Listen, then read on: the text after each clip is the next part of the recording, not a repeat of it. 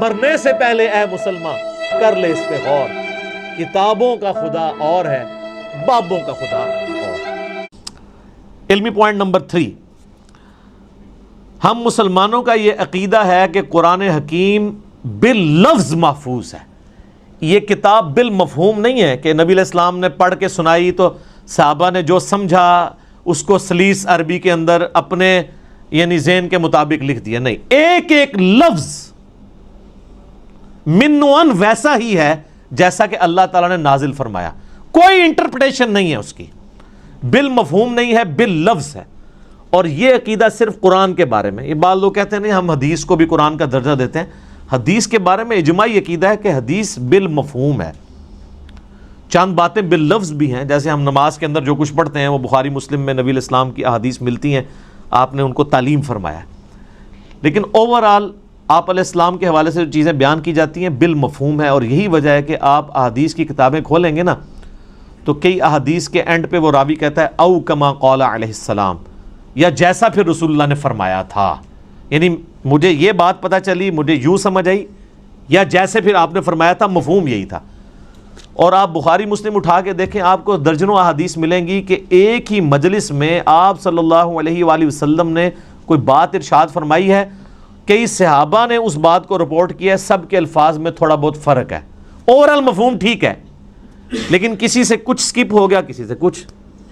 مثلا اب یہاں پہ تقریباً آلموسٹ 100 کے قریب لوگ بیٹھے ہوئے ہیں، میں یہاں پہ 55 منٹ کے اندر کتنی باتیں کروں گا؟ اب باہر نکل کے ان میں سے کتنے % لوگ ہیں جو منوان میری ایک ایک بات کو پروڈیوس کر سکتے ہیں؟ باہر جا کے نہیں کر سکتے، کچھ کو کچھ حصہ یاد ہوگا، کچھ کو کچھ، اس طریقے سے اوورال سب کو جمع کریں گے تو آلموسٹ آپ کامیاب ہو جائیں گے اس پوری مجلس کو۔ یہ ویڈیو ریکارڈ تو اس زمانے میں نہیں تھا، اس لیے تو ویڈیوز بنائی جاتی ہیں تاکہ کوئی چیز سکپ نہ ہو۔ تو اس وقت تو لوگ کریمنگ کے اوپر اعتبار کرتے تھے، نبی علیہ السلام سے سنتے تھے، یاد کرتے تھے، پریکٹس کرتے تھے، آگے باتیں پہنچاتے تھے۔ اور اس کا آپ کو بہترین نمونہ صحیح مسلم میں ملے گا۔ بخاری میں آپ کو ان چیزوں کا آئیڈیا نہیں ہوتا کیونکہ بخاری میں احادیث سکیٹرڈ فارم میں ہے۔ مسلم شریف میں ایک مجلس کی نبی علیہ السلام کی ایک وقت کی احادیث کے جتنے طرق آئے ہیں نا مختلف چینز سے، وہ آپ کو ایک جگہ ملیں گے۔ مثلا مسلم کی پہلی حدیث یہی ہے مولا علی علیہ السلام سے، اور بخاری میں بھی موجود ہے کہ نبی علیہ السلام نے فرمایا جس شخص نے میری طرف جھوٹی حدیث منسوب کی وہ اپنا مقام دوزخ میں دیکھ لے۔ اب یہ حدیث آپ کو سیدنا علی سے ملے گی، سیدنا عبداللہ ابن عباس سے ملے گی، سیدنا ابو ہریرہ سے، سیدنا جابر بن عبداللہ سے، سیدنا انس ابن مالک سے، سیدنا مغیرہ ابن شعبہ سے رضی اللہ عنہم اجمعین وعلیہم السلام اجمعین، 7-8 صحابہ سے ایک ہی حدیث ملے گی۔ اور امام مسلم نے اس کو ایک ترتیب سے نا اس مجلس میں، یہ جو نبی علیہ السلام کا فرمان تھا، ایک ایک صحابی سے وہ لے کے ہیں، تو آپ کو ان کے آپس کے الفاظ میں بھی 19-20 کا فرق نظر آئے گا، لیکن مفہوم ایک ہی ہوگا۔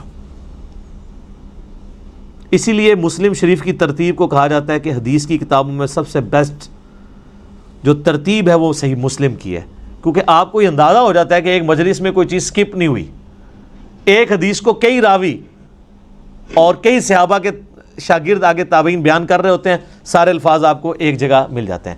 لیکن اللہ کا شکر ہے کہ یہ جو پرابلم ہے یہ قرآن حکیم کے کیس میں نہیں ہے۔ قرآن یہ 2 گتوں کے درمیان پوری دنیا کے اندر ایک ہی قرآن ہے اللہ کے فضل سے، سنی ہو، شیعہ ہو، ان کے آف شوٹس ہوں، حنفی، شافعی، مالکی، حنبلی، بریلوی، دیوبندی، اہل حدیث، اثنا عشری میں شیعہ کے اندر اثنا عشری ہوں، زیدیہ ہوں، سب کے سب، ایون آغا خانی ہوں، ان کے پاس بھی یہی قرآن ہے۔ تو اس حوالے سے قرآن حکیم کو یہ یعنی اعزاز حاصل ہے، بلکہ اس امت کا اعزاز ہے کہ ان کے پاس وہ کتاب ہے جو بالکل اسی طریقے سے محفوظ ہے۔ اور آج تو بڑا آسان طریقہ ہے، ہمارے پاس وہ نسخے موجود ہیں جو سیدنا عثمان نے لکھوائے تھے اس زمانے میں، منوان وہ نسخے موجود ہیں۔ اور آج بڑا آسان طریقہ ہے، کاربن ڈیٹنگ اسے کہتے ہیں، جس سے آپ کسی بھی چیز کی لائف فائنڈ کر سکتے ہیں یہ کتنی پرانی ہے۔ آپ کو پتہ ہے پچھلے دنوں برمنگم کے میوزیم کے اندر ایک قرآن کا نسخہ ملا تھا، اس میں سورہ طٰہٰ کی اور بعض اور آیات یعنی کچھ ان کو صفحات ملے تھے، بھیڑ کی اس کے اوپر کھال کے اوپر لکھے ہوئے، کچھ ہڈیوں کے شانے پہ جس طرح اس زمانے میں لکھے تھے، تو اس کی کاربن ڈیٹنگ انہوں نے کروائی ہے، اور وہ BBC کی رپورٹ ہے، کسی مسلمان نے نہیں بنائی ہے، غیر مسلم ہے، اس میوزیم کا انچارج جو ہے وہ غیر مسلم ہے، اور ان کی ویڈیو چڑھی، آپ یوٹیوب پہ جا کے لکھیں اولڈسٹ ورژن آف قرآن، وہ تو ورژن کہتے ہیں، ورژن تو ہے ہی نہیں، قرآن تو ایک ہی ہے، تو وہ آپ کو مل جائے گا، اس کی کاربن ڈیٹنگ کرائی ہے، وہ سیدنا عثمان کے زمانے کا قرآن ہے اور کوئی فرق نہیں ہے الحمدللہ۔ اور اللہ نے ایسی حفاظت لی ہے، قرآن حکیم کا ایک نسخہ جو حضرت عثمان تلاوت کر رہے تھے اور اس نسخے کے اوپر ان کے خون کے قطرے گرے تھے جب ان کو شہید کیا گیا، اور وہ بھی کمال آیات ہیں سورہ البقرہ کی، فَسَيَكْفِيكَهُمُ اللَّهُ، ان کے مقابلے پر اللہ تجھے کافی ہے۔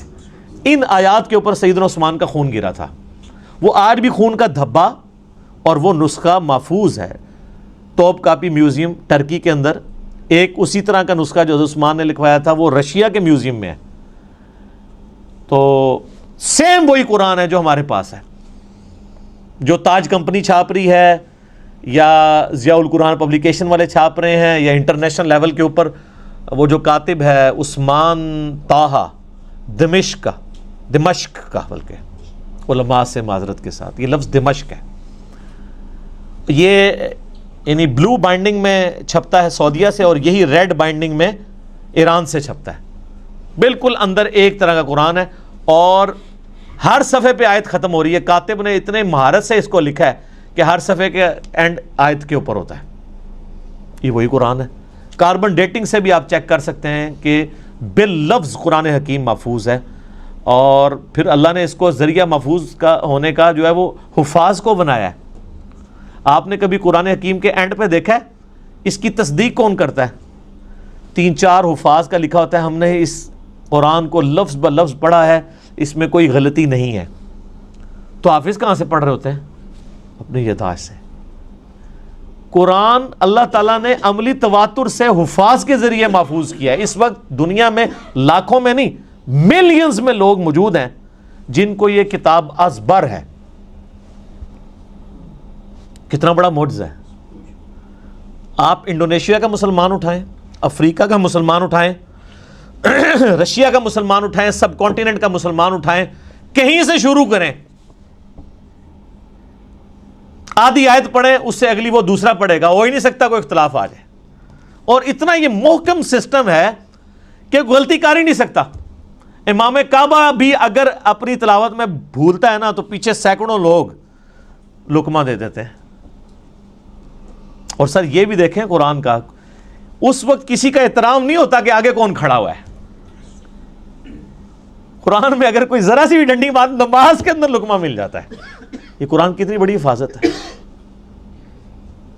تو صرف یہ لکھے ہوئے کے اوپر اعتماد نہیں ہے، لکھنا تو ظاہر امپورٹنٹ ہے، کیونکہ الذی علم بالقلم، اللہ نے قلم کے ذریعے قرآن سکھایا ہے، علم سکھایا ہے، اور وہ قرآن بھی نبی علیہ السلام نے اس طریقے سے ٹرانسفر، لیکن یہ زبانی بھی مسلمانوں نے اسے یاد کیا ہے، اور ریٹن فارم میں یہ نسخے موجود ہیں۔ جب کبھی بھی کوئی ایشو آتا ہے، اب تو خیر آتا ہی نہیں ہے، اتنے اسٹیبلش ہو چکے ہیں، اب تو سافٹ ویئرز بن چکے ہیں، پی ڈی ایفs موجود ہیں، اب تو کوئی کبھی آپ نے دنیا میں سنا ہے کوئی ایشو آیا کہ جی اس لفظ تھلے زیر ہے یا زبر ہے؟ کبھی؟ سر یہ کئی کافر جو مسلمان ہوئے ہیں نا، ان کے لیے سب سے بڑی اٹریکشن یہ ہے کہ قرآن کا ورژن ہی کوئی نہیں، ایک ہی قرآن ہے۔ یہ جو امریکن تھے وہ پروٹیسٹنٹ کرسچن یوسف ایسٹس 80s میں مسلمان ہوئے ہیں، آپ ذرا ان کی وہ ویڈیو دیکھیں جس میں انہوں نے بتایا ہے کہ میں مسلمان کیسے ہوا ہوں۔ اس میں انہوں نے بتایا کہ جب مجھے پہلی دفعہ پتہ چلا نا کہ قرآن کا ورژن ہی کوئی نہیں ہے، کیونکہ ان کی تو سب سے بڑی مصیبت ہی یہ ہے کہ بائبل کے کتنے ورژن ہیں، اور قرآن ایک ہی ہے پوری دنیا کے اندر۔ اس نے کہا میں کیسے مان لوں کہ یار اتنی پرانی کتاب ہے، پرنٹنگ میں کئی بار کوئی لفظ ٹوٹ جاتے ہیں، لیکن ان کو پتہ نہیں کہ پرنٹنگ نے نہیں اسے محفوظ کیا، مسلمانوں کے سینے نے محفوظ کیا، سینوں نے۔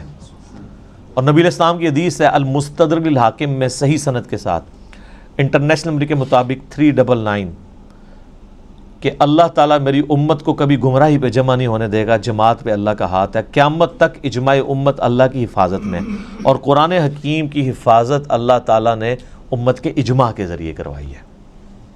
یہ قرآن ہمارے سامنے تو نہیں نازل ہوا، امت کے اجماع نے اسے ٹرانسفر کیا، یعنی امت میں کوئی دوسری رائے نہیں ہے۔ ایک تو وہ رائے نا جو مناظروں میں ہوتی ہے کہ جی وہ آپ کی کتابوں میں یہ لکھا ہوا ہے، تو وہ کہتے ہیں آپ کی کتابوں میں یہ لکھا ہوا ہے، وہ ساری فضول باتیں ہیں۔ نہ سنی ان روایتوں کو آن کرتے ہیں، نہ شیعہ ان روایتوں کو آن کرتے ہیں. قرآن حکیم محتاج نہیں ان روایتوں کا. جو عملی تواتر سے چیز نقل ہوئی ہے, دنیا میں 1000 مسلمان بھی کھڑے ہو کے کہیں یہ آیت ایسی نہیں ایسے ہے, آج تک تو کوئی نہیں کھڑا ہوا, نہ ہوگا اللہ کے فضل سے. وہ کہہ رہے ہیں جی پچھلے دنوں جی وہ جی اسرائیل والوں نے جی ایک صورت بنا کے پوری چڑھا, اور سارے اسرائیل والے پورا قرآن بنا کے اور چڑھا دیں. آپ کو یقین نہیں کہ اس کی حفاظت کا ذمہ کس نے لیا ہوا ہے؟ اللہ نے. صحابہ کرام کو تو شاید یہ آیت نہ سمجھ آئی ہو اس وقت, ایمان بالغیب ہی ہو, انا نحن نزلنا الذکر وانا لہ لحافظون, سورۃ الحجر آیت نمبر 9. بے شک اس القرآن کو, الذکر کو, اللہ کی یاد دلانے والی کتاب کو ہم نے نازل کیا, ہم اس کی حفاظت کرنے والے ہیں. ان کے لیے تو یہ تھیوری تھی نا, لیکن ہمارے لیے تو پریکٹیکل ہے. ہم تو 1500 سال تاریخ میں دیکھ سکتے ہیں کہ کوئی ٹیمپر نہیں ہوا. کتنا کتنا برے وقت مسلمانوں پہ آئے ہیں. ایک وہ وقت بھی آیا کہ ہلاکو خان نے بغداد کی ساری لائبریریز جو ہیں وہ دریائے دجلہ میں بہا دی تھی, تو قرآن کو تو کوئی فرق نہیں پڑا. اور وہ جو برمنگھم کا نسخہ ہے نا ان کے پاس جو نکلا ہے, وہ انگریزوں کے دور حکومت میں ان کے پاس وہ نسخہ ہاتھ لگا تھا, پھر وہ انہوں نے انگلینڈ میوزیم میں شفٹ کر دیا تھا. کیونکہ انگریزوں کی حکومت پھر سلطنت عثمانیہ ٹوٹنے کے بعد عراق کے اوپر بھی رہی ہے. اس دوران انہوں نے پرانی کسی لائبریری سے اسے شفٹ کیا تھا, جو ہلاکو خان کی تباہی کی وجہ سے بچ گئے ہوئے تھے نسخے. تو قرآن حکیم کو اللہ تعالیٰ نے اس طریقے سے محفوظ کیا. اچھا, یہ جب میں نے پوائنٹ لکھے تھے نا, تو میں نے کہا تھا میں ایک منٹ میں ایک پوائنٹ بیان کروں گا تو 40 منٹ میں ختم ہو جائے گا. لیکن یہ تو ان لوگوں کا ختم ہوتا ہے جنہوں نے خبریں پڑھنی ہوتی ہیں, جنہوں نے درد دل سامنے رکھنا ہوتا ہے, جنہوں نے ایک کمپریہنسو نالج گین کیا ہوتا ہے, جن کو پتہ ہے کہ اس وقت دنیا کیا سوچتی ہے اسلام کے بارے میں. تو ان کے لیے تو پھر یہ ایک پوائنٹ کو ڈسکس کرنا ہے 1 منٹ کے اندر ناممکن ہو جاتا ہے. مختصر یہ کام ہو نہیں سکتا. پھر میں نے اپنے بھائیوں سے مشورہ بھی کر لیا تھا کہ اگر ہم بالکل اسٹرکٹلی اس کے ساتھ اٹیچ رہیں گے کہ ہم نے اتنے منٹ میں اتنی چیزوں کو ختم کرنا ہے, تو پھر وہ فی البدی گفتگو کا جو حسن ہے وہ ختم ہو جائے گا. پھر کئی پوائنٹس رہ جائیں گے جو ضروری ہوں گے, جو ایک مسلمان کو پتہ ہونے چاہیے.